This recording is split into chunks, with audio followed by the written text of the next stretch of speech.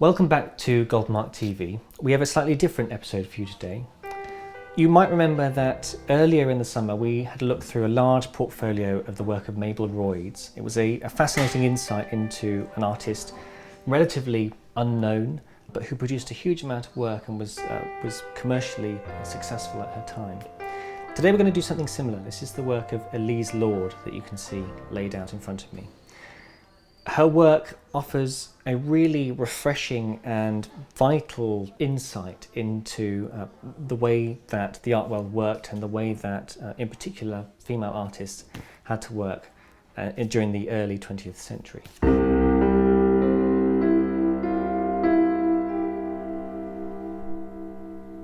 Now I have here with me a book called Etched in Memory by Kurt and Gladys Lang. The two Langs were both sociologists, quite famous sociologists. In fact, I think they passed away last year. They're American professors who had a particular interest in art. And this is a really wonderful book that looks at the huge number of very successful and very critically and commercially successful etchers and printmakers of the early 20th century and the late 19th century, whose names and whose work has disappeared off the face of the world. There's a chapter in this wonderful book called The Case of the Disappearing Lady Etchers. And in it, Kurt and Gladys took a number of statistics, looked over the sort of history of a huge variety, a huge number of female printmakers from the 20th century, to look at just why their work hasn't been received in the sort of latter half of the 20th century, why their prints have been forgotten, why there is no sort of obvious market for their work. During their research, they put the question to a number of quite famous art historians, British gallerists and art dealers, people who had knowledge of this sort of time, this period of work. They said, why are so many women from this period forgotten? And the answers they received were invariably one of two. It was either simply the work wasn't good enough, or that they got married and they had kids and domestic life took over, and that's why we never hear of them.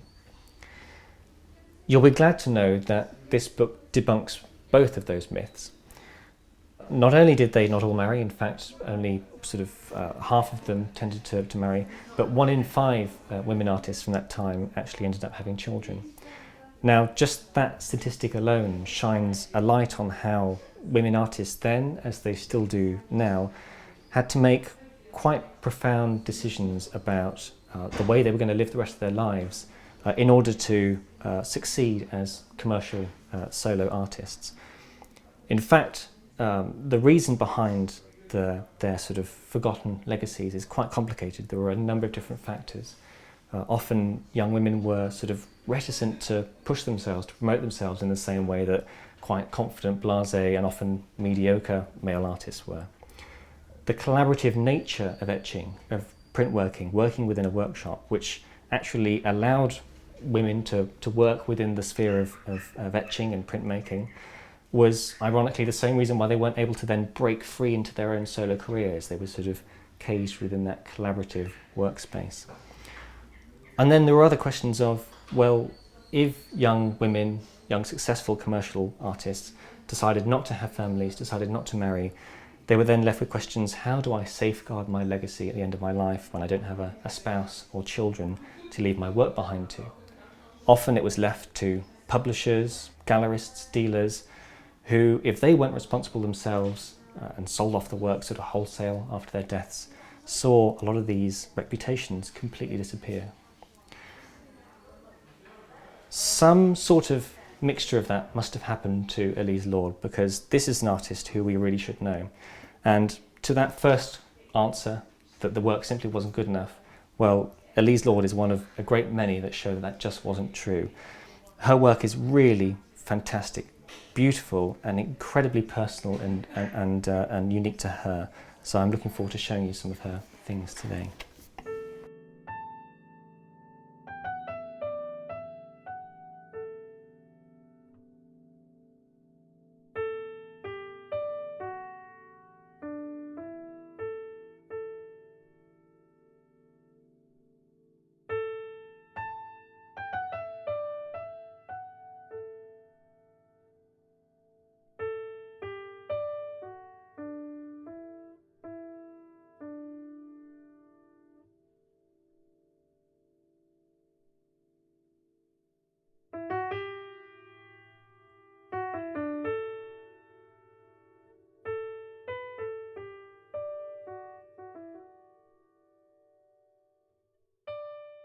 So you might be able to see from the work that I've got out here that Elyse Lord was a printmaker but also a painter. We've got a wonderful piece on silk here. But you can probably also see from the style, from some of the subject matter in a couple of these prints and these images, that she was one of a number of artists. In fact, one of the sort of the most important early artists to really work in what was sort of known as the Oriental style of painting. A way of making images that satisfied that British colonial desire for images of the exotic Far East, of the colonies in India, of the lands in Thailand and Java, of Japanese art that was being brought back to the island, Chinese art that was being brought back to museums. So you can see that influence in a number of her images. I've got a number of these are done on tracing paper, and these are what we assume must be designs made for future prints, or maybe designs made from prints. You can see immediately from just these first couple, here's a couple of squeeze box artists on the pavement with this wonderful leaning lamp, and this lady who has a sort of an Eastern styled face, even though this is sort of presumably designed from a Western perspective. This wonderful lilting line that was very much hers, and which we'll see through a number of these images.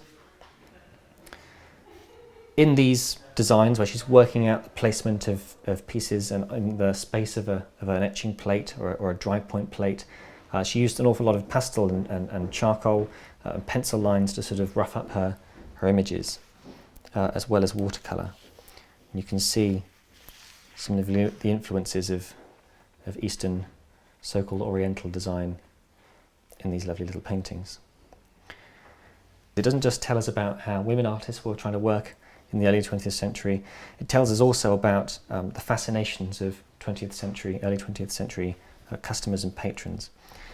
And this Oriental desire, this Oriental influence, this desire for the exotic, went hand in hand with the museum culture which Elyse Lord would have grown up with.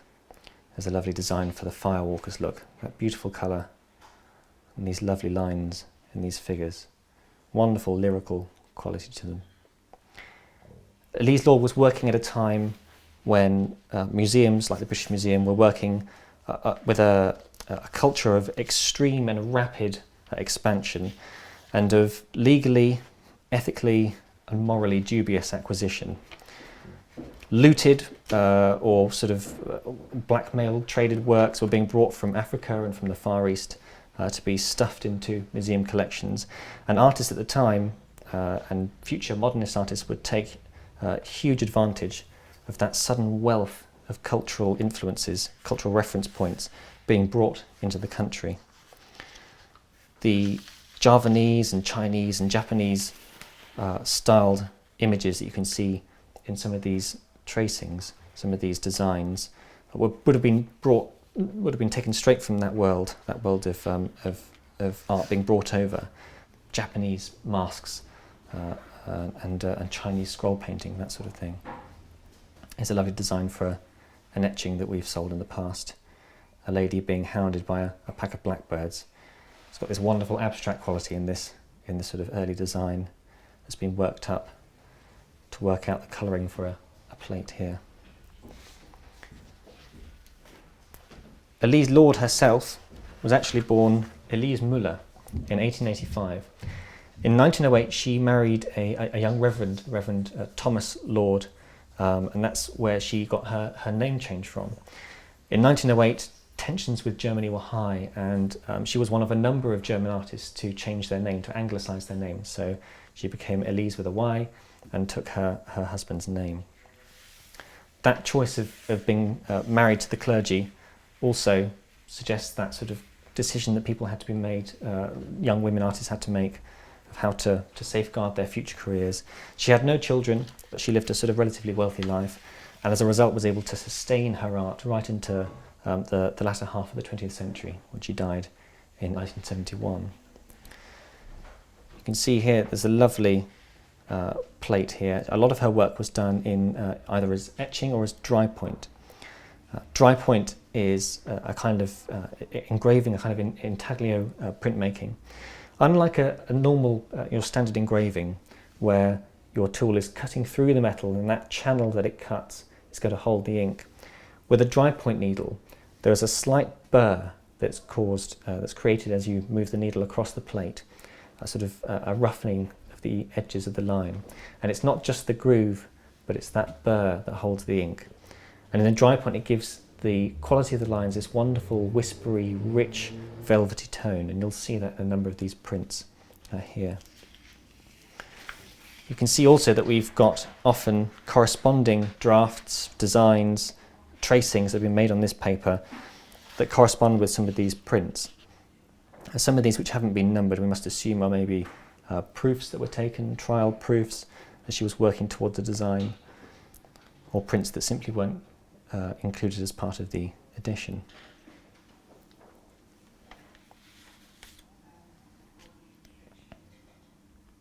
I've got another print here with what looks like a sort of a corresponding design here, or a sympathetic design here.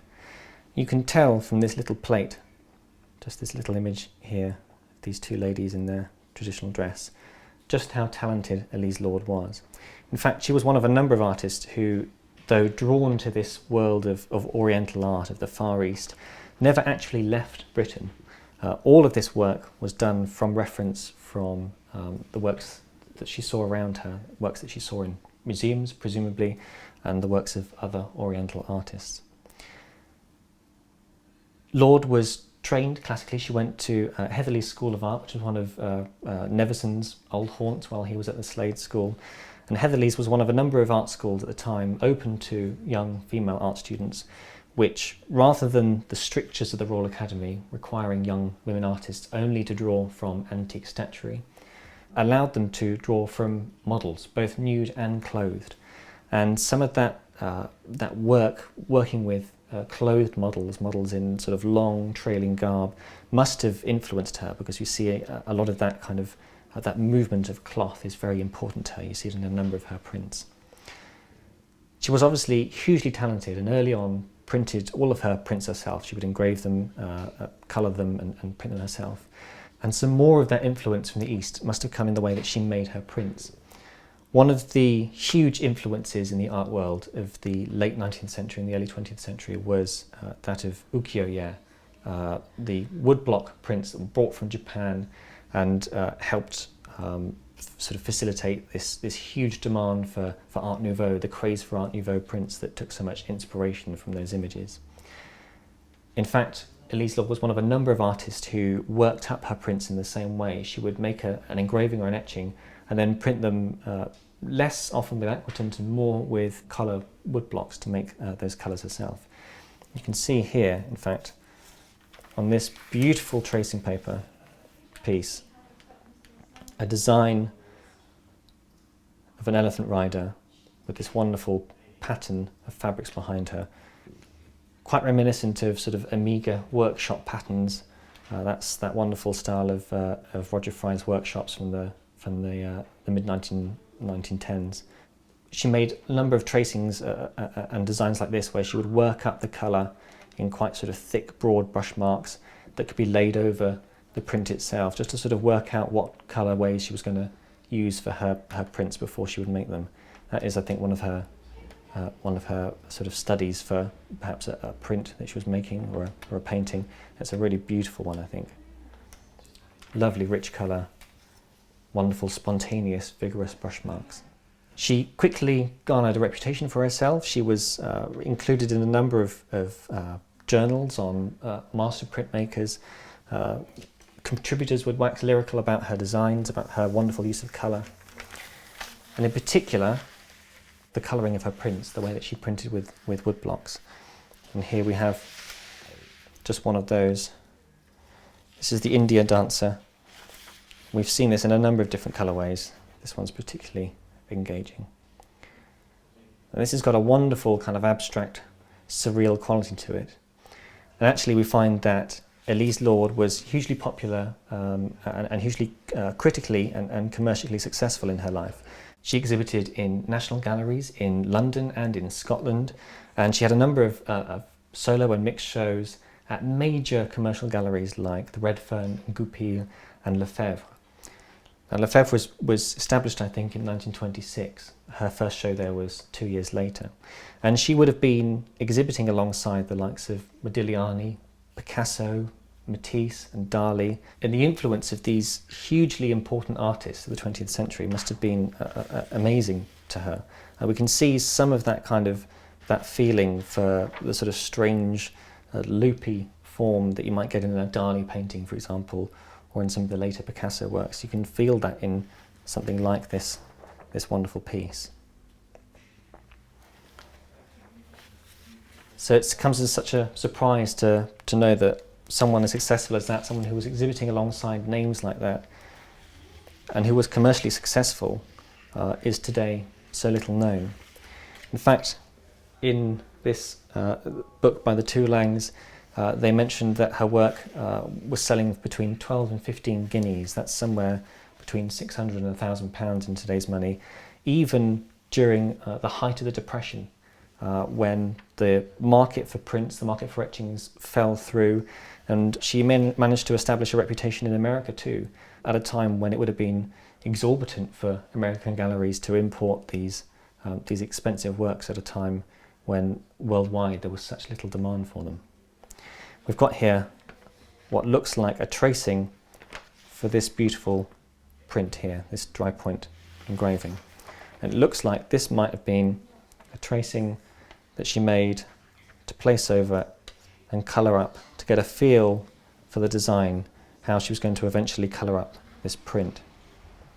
Lord's sense of colour is really wonderful, and you really get that feeling in some of these transfer designs. There's another one for a pair of Chinese actors. That's a wonderful, powerful, abstract image, made more abstract by the fact that we don't have the plate to correspond with it.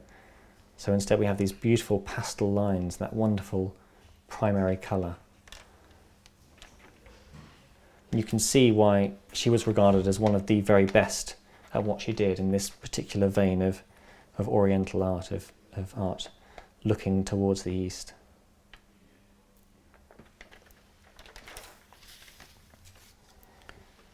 She was able to take her talents and apply them elsewhere, though. We have an image here for a Grecian, what's called a Grecian dancer,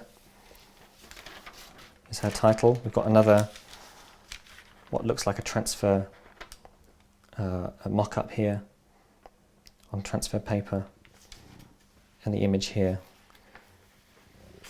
which we suspect was probably coloured by Block, if not aquatint. That's a wonderful, almost dreamlike image that showed that rather than just working within this quite sort of stereotypical pastiche of Orientalist work, which an awful lot of artists of her time did, she had a much broader imagination, a much more personal touch, which I think is why some of these images still speak to us today in a way that many others from that time looking at the similar subject matter don't.